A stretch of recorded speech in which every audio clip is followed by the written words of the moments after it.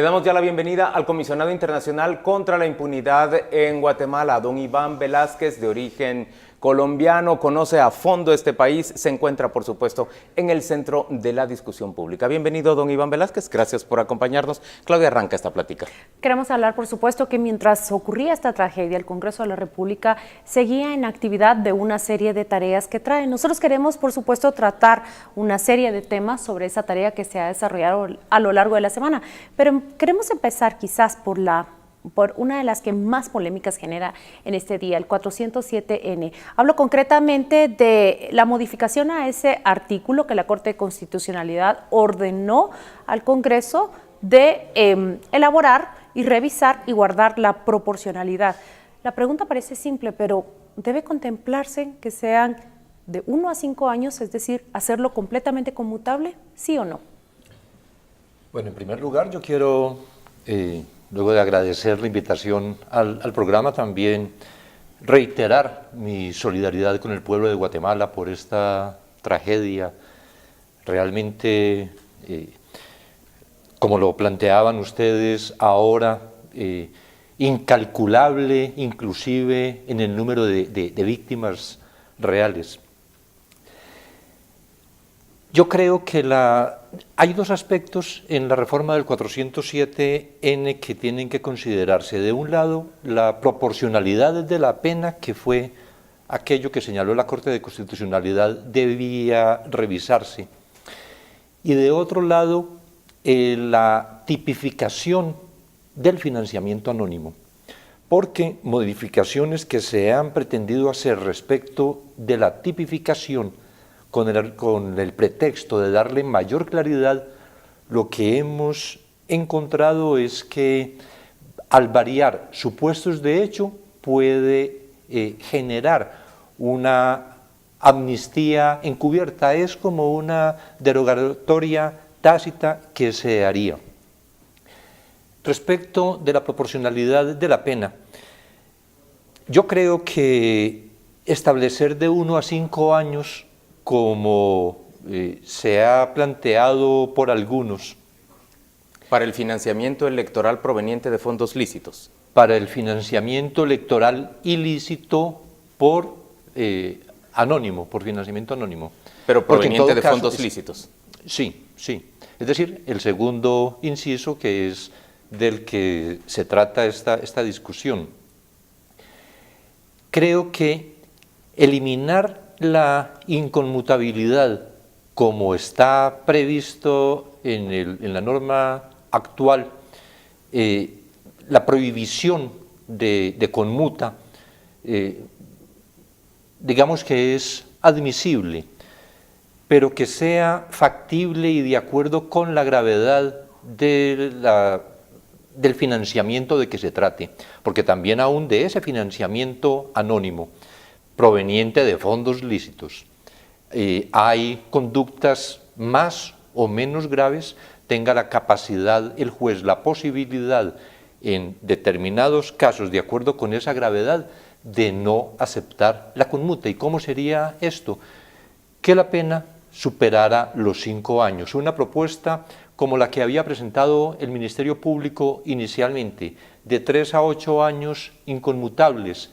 Podría pensarse como algunos han propuesto, simplemente de 2 a 6 años y que la calidad de conmutable sea si supera la pena esos 5 años que el juez imponga. Usted entonces nos está diciendo que le parecería más apropiada una reforma que le permita al juez definir si se le termina cargando, o al tribunal, se le termina cargando al acusado con una pena inferior a los 5 años, lo cual haría conmutable, o superior a los 5 años, hasta 6 años, lo cual haría inconmutable la sentencia.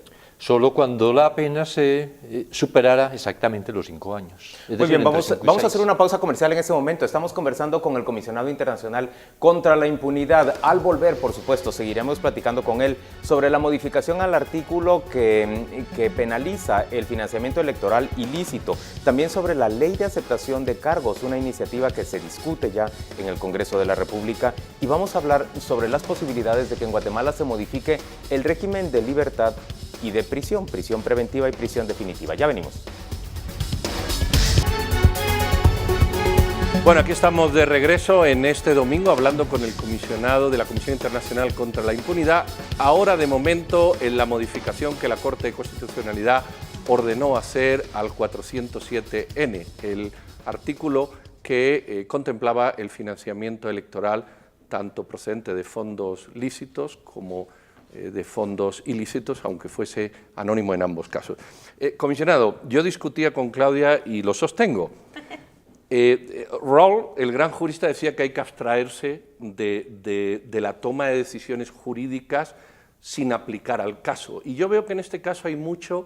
Bueno, es que esto supone una amnistía de hecho, pero abstraigámonos de lo que supone, porque si no, evidentemente, tenemos en mente, o podemos tener en mente un fin posterior, que es, como está eso ahí, hay un montón de delitos en el Código que son hasta 5 años. ¿Por qué este no puede ser uno de ellos? Siempre ceñido al 407N, porque el financiamiento con dinero ilícito ya sabemos que tiene otra cosa, ¿verdad? Sí. En lo primero de abstraernos, pues eso realmente es complicado, abstraernos de una regulación que pueda llegar a esa amnistía disfrazada. Yo creo que eso es imposible, porque ese es un elemento muy importante en esta discusión. Yo creo que el financiamiento electoral ilícito es un delito grave, y es un delito grave, naturalmente, mucho más grave cuando los fondos provienen del crimen organizado. De acuerdo. Pero también es grave por los efectos que produce por ser anónimo. ¿Por qué alguien tiene que entregar por debajo de la mesa unos recursos cuando están los elementos, las normas, las posibilidades de los partidos recibir y entregar recibo por aquel dinero que se está obteniendo a título de financiamiento? Me parece que no habría tampoco, porque sería solo en situaciones realmente excepcionales en las que se apliquen penas superiores. Por lo ordinario, lo que ocurre es que también hay un cierto desajuste en el sistema penológico guatemalteco.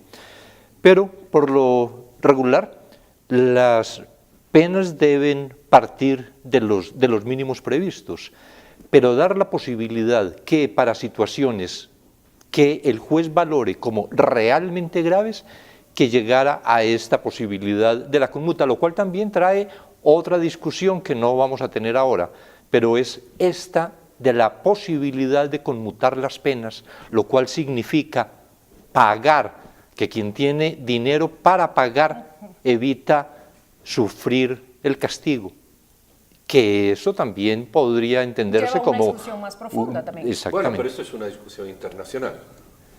Claro. Sí, no es una que no discusión es para puramente esto. nacional. Sí. Don Iván, a mí me... A ver, cuando usted nos dice que es muy difícil realmente abstraerse de la situación en la que vivimos en este momento a la hora de discutir un artículo como el 407, es que francamente eso abarca casi todo nuestro ordenamiento penal.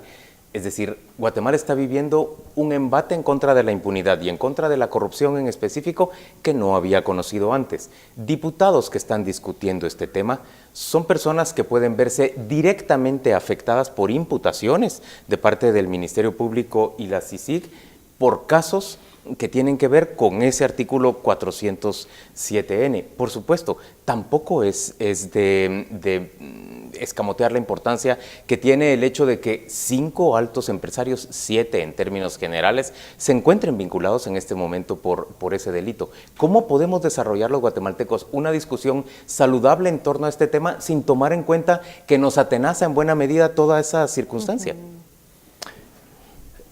Yo creo que partiendo del supuesto de la permanencia de la descripción del delito, es decir, de la posibilidad de reprimir un comportamiento de esos de la manera como se ha hecho hasta el momento.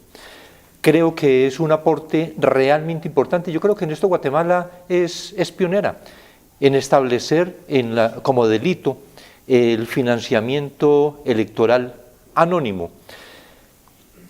¿Qué es lo que genera para la conciencia colectiva? ¿Qué es lo que puede generar en este propósito de creación de cultura de legalidad? Esto, por ejemplo, que hemos visto respecto de los 7 empresarios. ¿Qué es el efecto que no solo este evento, sino desde su inicio con el tema de Nova Servicio, etcétera, todo este caso específico? ¿Cuál es el efecto real que puede producir para las elecciones del próximo año? Y yo creo que en esa es una de las grandes contribuciones que desde la justicia penal se puede hacer con la democracia. Entonces, bien, abstraernos de problemas específicos, inclusive de esto de si son 5, 6 años la pena máxima. Recordemos que en este momento está previsto de 4 a 12 años. Inconmutables, en todo caso. Inconmutables. Y esta rebaja que se hace es grande, muy grande. Bajar de 4 a 12 de 1 a 5 o de 2 a 5, que serían conmutables, como se está proponiendo, realmente es una rebaja sustancial. Lo que a mí me parece es que no se puede dar la sensación de disminuir o que el delito no tiene la gravedad que en realidad representa en términos de formación de la democracia, de preservación de la democracia, de garantía de un debate electoral transparente. Preservar la democracia. Qué bueno, Pedro ya más o menos adelantó las diferencias y los debates que se han suscitado a lo largo de la semana entre nosotros los presentadores de Con Criterio. Entre tantos delitos que Pedro menciona que cita esa excepción de la conmutabilidad de la pena, se encuentra el hurto. Imagínese usted, alguien que hurta una gallina no tiene derecho a conmutar su pena, y alguien que pretende secuestrar la democracia o el sistema electoral sí tiene el derecho de conmutar su pena. Pero respecto a eso, bueno, don Iván ya nos dijo, hurto de la gallina, ¿no? Respecto a eso, don Iván ya nos dijo que hay, digamos, mucha falta de coherencia entre las penas guatemaltecas. Exacto. Él lo dijo de una manera más técnica, pero yo lo traduzco. Lo digo de esta manera porque se citan que hay muchos más otros delitos. Lo que quiero es preguntarle a usted, los motivos son muy distintos. Y allí creo yo que se enfoca la exhortación de la Corte a evaluar la proporcionalidad y aquellos quienes pretenden que sea el juez quien tenga la libertad de definir en proporción al móvil cuánto debe purgar una persona. Porque, por ejemplo, no es lo mismo que un primo apoye al candidato a alcalde a que lo apoye un constructor que lo que pretende al financiar su campaña política es prácticamente comprar la obra pública de esa municipalidad. Usted tiene todos los eventos sobre su mesa. ¿Cuáles ha visto que son las diferencias entre los motivos por los cuales llegan estos financistas, lícitos o ilícitos, a promover y financiar campañas electorales? Sí, hay naturalmente en algunos eventos ese propósito de obtener la retribución por el financiamiento. Uno podría admitir, en general, en abstracto, que todo financiamiento pretende contribuir con la democracia en cuanto facilita que los partidos puedan realizar sus actividades proselitistas con esos recursos, y que no haya una finalidad de retribución. Y uno podría aceptar que algunos financistas tienen ese propósito bien sano, intencionado, democrático, bien intencionado, pero que también hay otros financistas que, y lo vemos bastante, por ejemplo, en las alcaldías, de qué manera se financia y luego se obtiene la contraprestación de los contratos de obra pública, y de qué manera, además, que es la otra modalidad que hemos detectado, no la va a obtener directamente quien financia en este municipio, sino que el beneficio lo va a obtener de otro beneficio, porque aparece igualmente financiamientos entrecruzados con ese propósito de desfigurar la realidad o de ocultar la realidad. Me parece en todo caso que esto planteado por usted, por Claudia, tiene que Es algo de lo que igualmente han aducido algunas personas en el debate en el Congreso y que esperamos que sea un debate constructivo teniendo en consideración esto que me parece que no se puede perder de vista, y es de qué manera se generan normas que garanticen en mejor medida un proceso electoral transparente. Comisionado, retomo aquí una pregunta que me hacen y le adorno. ¿Esto es producto de una discusión técnica de alguna mesa técnica que ustedes hayan montado en CICIG, por ejemplo, haciendo estudios comparativos de lo que pasa en América Latina, o es un criterio específico de la Comisión? No sé si me explico. ¿Hay una mesa nacional o gente que haya ido a decir, bueno, vamos a debatir esto interno, o es un criterio? Porque esto también luego va a tener otra discusión en el Congreso, como usted apunta. No, esto surgió a partir de la sentencia de la Corte de Constitucionalidad, de la creación de la Comisión Especial para la discusión de ese tema y de la propuesta que presentó en su oportunidad el Ministerio Público. En este momento, en aquel momento de la discusión con el Ministerio Público, cuando fue la Fiscalía la que propuso una redacción con la pena de 3 a 8 años inconmutable, que se generó una reflexión entre varias organizaciones, entre las que estaba también la CICIG, en la discusión de esa propuesta. Don Iván Velázquez, pareciera que la lucha en contra de la impunidad y este embate en contra de la corrupción entra en una segunda etapa, o ya se encuentra en una segunda etapa en nuestro país. Y eso se marca, por ejemplo, con una discusión como la del artículo, la modificación al artículo 407N, pero sobre todo con la discusión en torno a una iniciativa como la ley de aceptación de cargos. Díganos usted cómo la conceptualiza y con qué ojos la ve. ¿Ojos positivos, ojos negativos, ojos escépticos? Yo la veo con ojos positivos, y de la manera como está la iniciativa, con 2 o 3 enmiendas que la mejorarían, me parece que es importante. Hay algo que está admitido en todos los países en que existe un sistema procesal como el guatemalteco, el sistema acusatorio o el sistema oral, un mecanismo de desfogue del sistema que impida que una gran cantidad de asuntos lleguen a juicio. Se ha calculado, por ejemplo, en Estados Unidos, que si se superara el 10% de casos sometidos a juicio, el sistema colapsaría.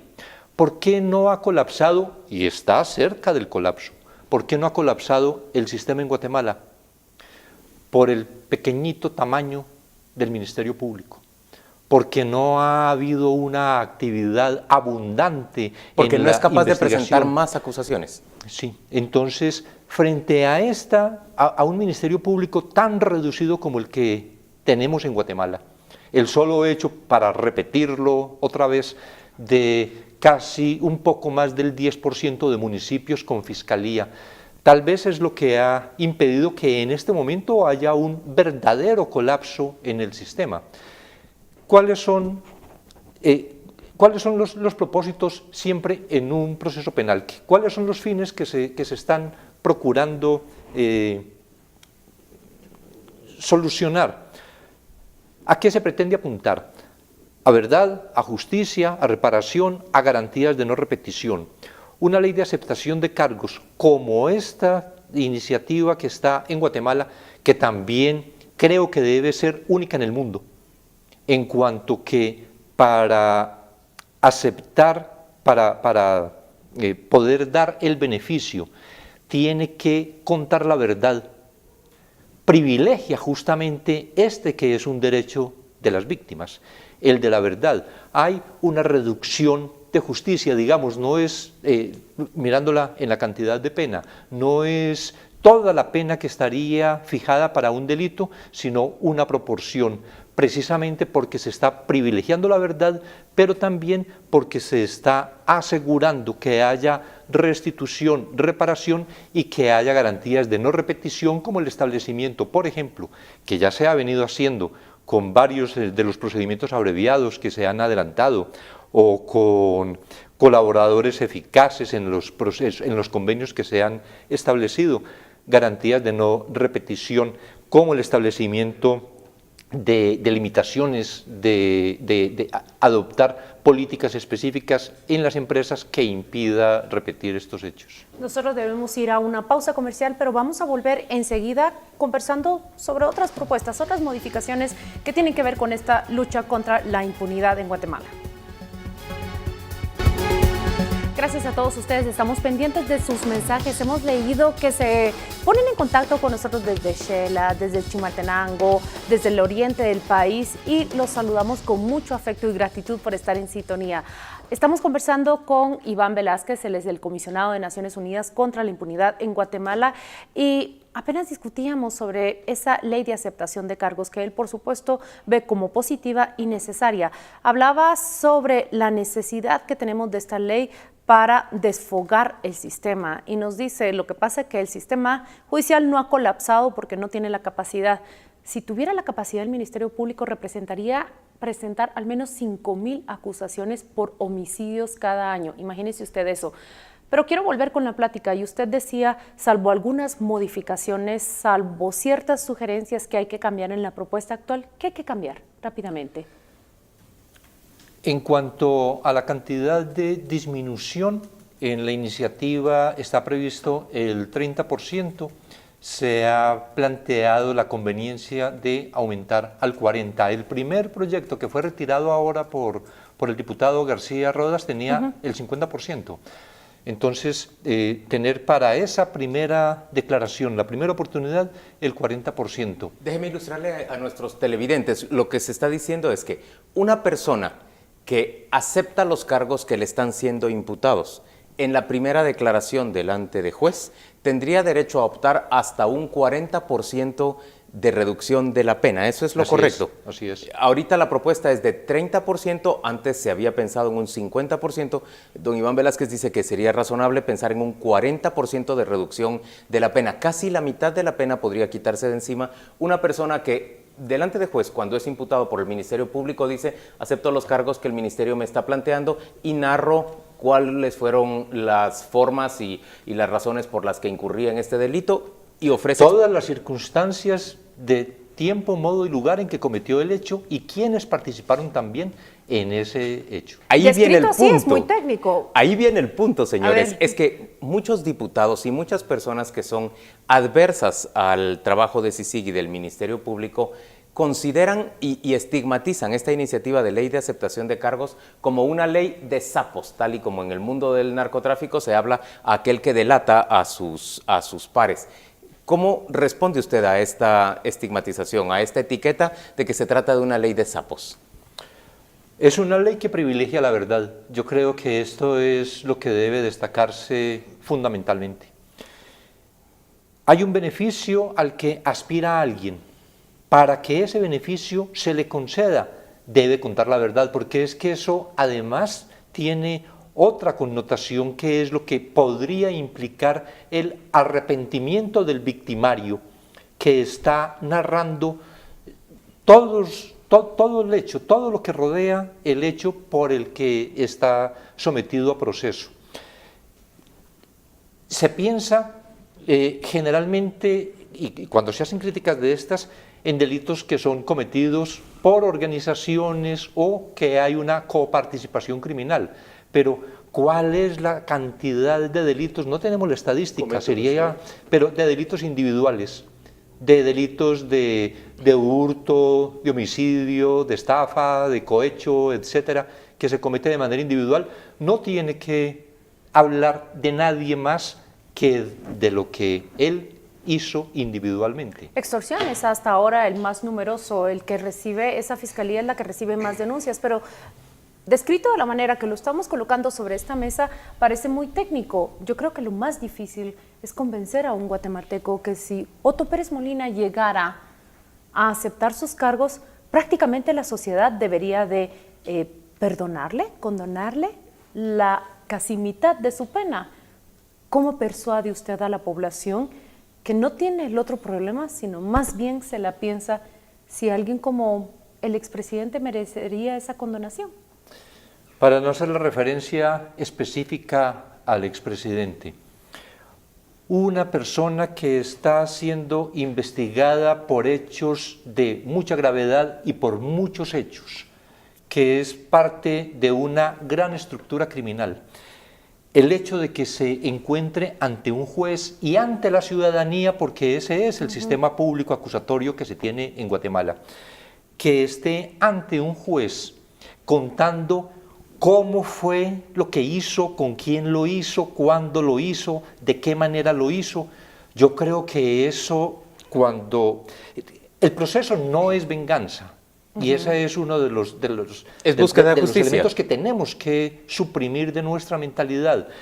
El que se tenga en una audiencia pública la posibilidad que un partícipe de un hecho, de cualquier hecho de magnitud como estos mismos que plantea usted, y que esté contando absolutamente todas las circunstancias como fue cometido ese hecho, yo creo que tiene mucho de positivo, especialmente en términos de verdad, naturalmente, para todas las víctimas, pero especialmente en términos de generación de esa cultura de legalidad que yo creo que es a donde tiene que tender finalmente toda esta acción que la justicia viene emprendiendo en Guatemala. Bueno, yo le voy a hacer dos preguntas. Una es muy sencilla. ¿Todo esto es lo que se está viendo en estos empresarios y en los empresarios de la construcción? ¿Una voluntad de aclarar, de declarar y de decir lo que pasó? En algunos de ellos en mayor medida que en otros.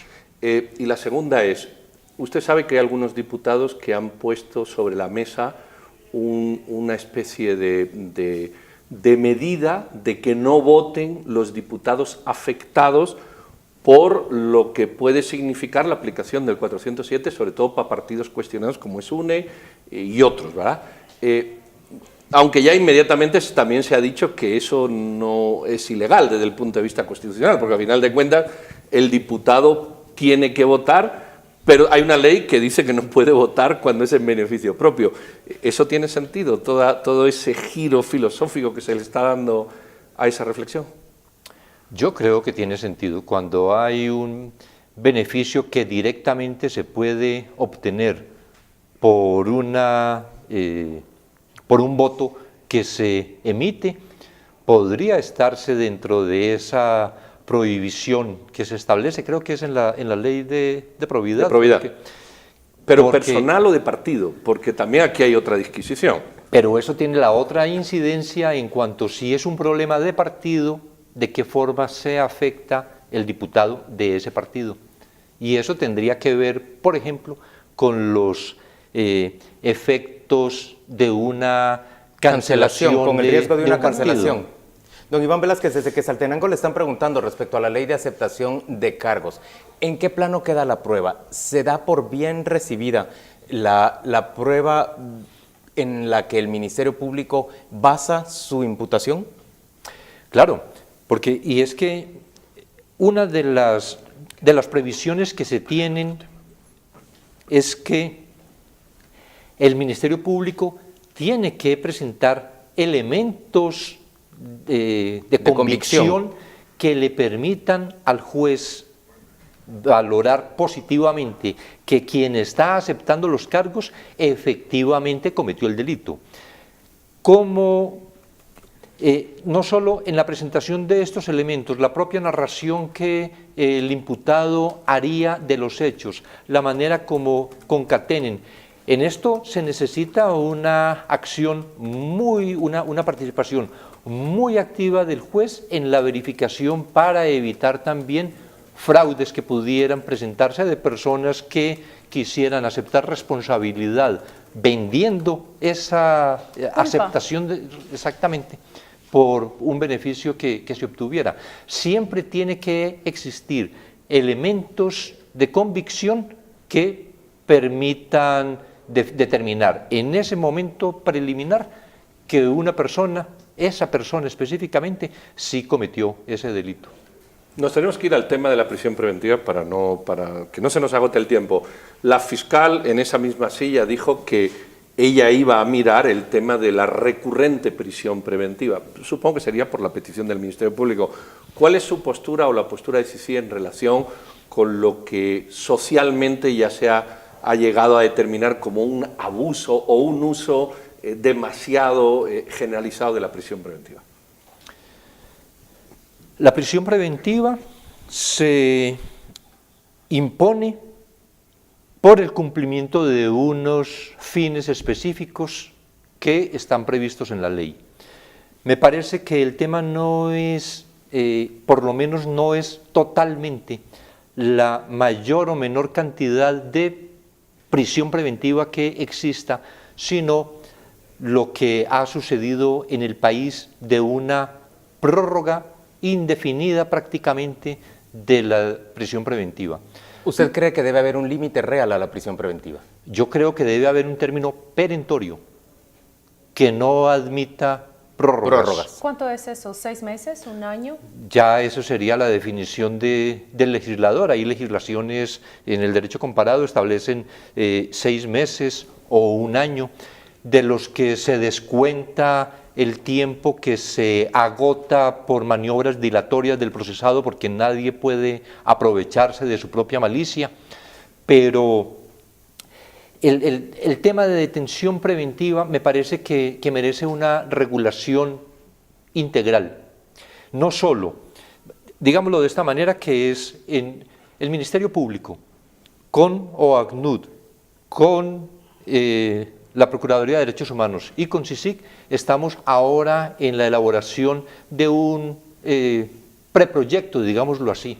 Justamente en el día de ayer con la señora Fiscal General estuvimos y el Procurador de Derechos Humanos en una reunión revisando, dándole una de las últimas revisiones a ese preproyecto que Mesa Técnica, que está integrada por funcionarios de estas entidades, han presentado. ¿Y ese es un proyecto que revisa régimen de libertad y régimen de prisión o solamente prisión preventiva? Tiene, así para decirlo en grandes rasgos,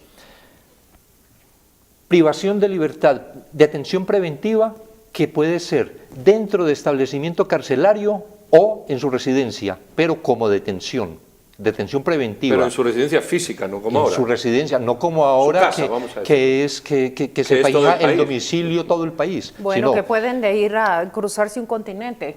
Que exista, en primer lugar, esto, detención preventiva en la cárcel intramural o en su residencia, y medidas no privativas de libertad, pero también para la ejecución de la pena, que sea posible igualmente que exista la prisión, el cumplimiento de pena en establecimiento carcelario o el cumplimiento de pena también en su residencia o una libertad condicional. Me está hablando de pena definitiva, cuando yo ya tengo una sentencia firme, que yo pueda cumplir esa pena incluso en mi residencia, sí. Que haya posibilidades de que eso pueda darse en Guatemala.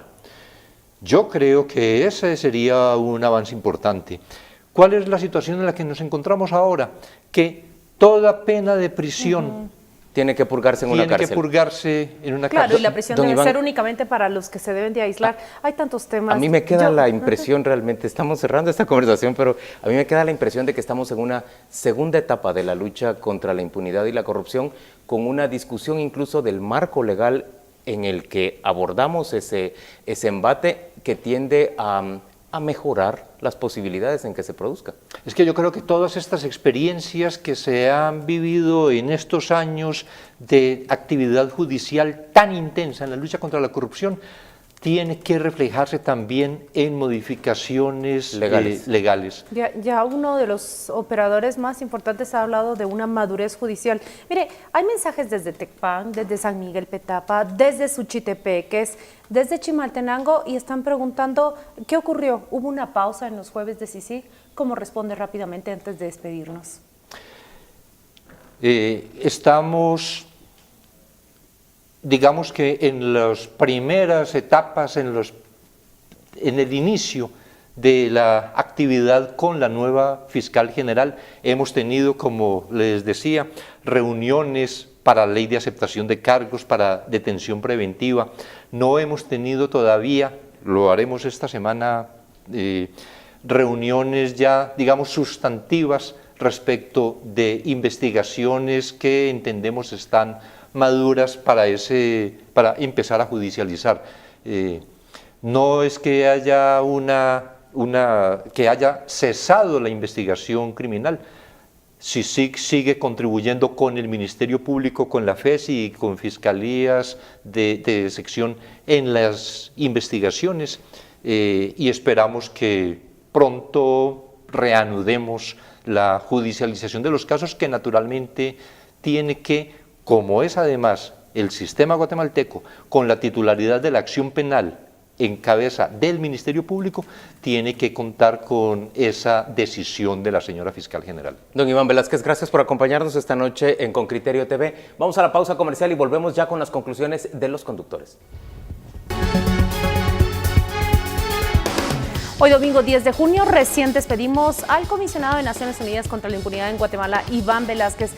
Compañeros, hay una noticia que me ha quedado muy clara aquí, un anuncio prácticamente inédito, en exclusiva, y es que están listos a presentar un proyecto para la revisión de la prisión preventiva y el régimen de libertad en Guatemala. Tan positivo, Juan Luis, tomo tu idea, porque creo que es perfecta para reflejar lo que ahora vivimos. Estamos en otra etapa de la lucha contra la impunidad y la corrupción. ¿De qué se trata esa etapa? De discusiones mucho más técnicas, de revisar nuestro sistema judicial y sobre todo, y muy importante, revisar ese régimen de libertad y prisión preventiva. Lo que Iván Velázquez está diciendo básicamente es que se aprendió de lo que se vivió durante esta intensa acción penal y bueno, se tiene que hacer cambios en la ley que se nutran de esa experiencia vivida.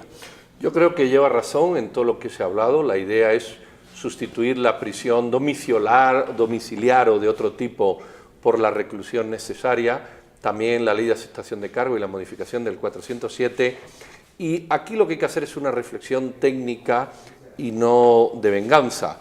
Yo creo que hay se ve en redes como muchas ganas de castigar a personas sin entender que hay castigos que no necesariamente son 30 años o es la reclusión perpetua. Lo que vos estás diciendo es madurez.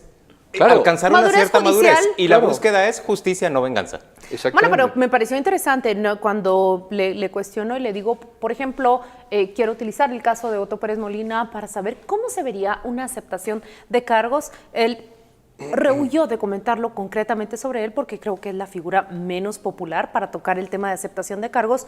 No obstante, también aplicaría para él esa misma respuesta. La justicia no sería una venganza. Por eso era mi pregunta de si uno se tiene que abstraer, y yo creo que hay que abstraerse. El problema de legislar en momentos donde la presión te obliga a legislar, y este es uno de ellos, es muy difícil, porque te tienes que abstraer del momento para buscar lo racional. No lo estoy diciendo yo, lo decía John Rawls. Hay que saber abstraerse. Ser realista en estas circunstancias, por ejemplo, podemos tratar una ley de aceptación de cargos sin pensar que nos estamos beneficiando o estamos... No, yo lo digo literalmente. Entonces harán una mala ley porque está condicionada, por supuesto. No, es eso, Pedro. Yo lo digo literalmente con los diputados del Congreso de la República. Es que allí cuántos partidos se encuentran bajo escrutinio, bajo investigación y bajo acusación de financiamiento electoral ilícito. Y tú tienes a los diputados que pertenecen a esos partidos políticos votando por esa modificación, no te puedes abstraer. Bueno, pero escucha, John Rawls lo dijo, no yo. Hay que abstraerse y hacer las leyes generales y neutras. Si uno, yo sé que es difícil, sí, pero si uno le acaban de matar a un familiar, no le pidas que proponga la pena para el asesino. Es absurdo, no está en condiciones. La policía cuando investiga un caso de familiares saca al que tiene, los jueces cuando van a juzgar sacan al que tiene cosas. Por eso es importante reflexionar serenamente sobre lo que hay que hacer. Sí, Guatemala vive un momento especial, por supuesto. Claudia le ha planteado al comisionado la pregunta que desde Tecpan nos mandaban a hacer. La pregunta era respecto a si había una pausa o no en la relación entre el Ministerio Público y CICIG. Don Iván ha contestado simple y sencillamente, por supuesto, que están en un periodo de reacomodo, de reencuentro con el Ministerio Público, pero que ya están discutiendo, por ejemplo, iniciativas como la que Claudia subrayaba hace unos minutos. Muy bien, pues le vamos a poner en redes un estudio comparativo de cómo está el sistema, el castigo a la financiamiento electoral ilícito en América Latina. Ahí se lo leen, ahí hacen un estudio comparativo y ahí tiene criterios si ustedes deciden tomar postura al respecto. Nada más. Gracias por acompañarnos en esta noche. Le deseamos a usted, por supuesto, que descanse mucho y que el día de mañana reanude las labores con una gran fuerza. En Con Criterio TV no podemos sino verdaderamente celebrar, valorar enormemente las grandes muestras de generosidad, de solidaridad y de afecto de miles y miles de guatemaltecos hacia los damnificados y hacia los rescatistas después de esta tragedia del Volcán de Fuego. Feliz noche para todos.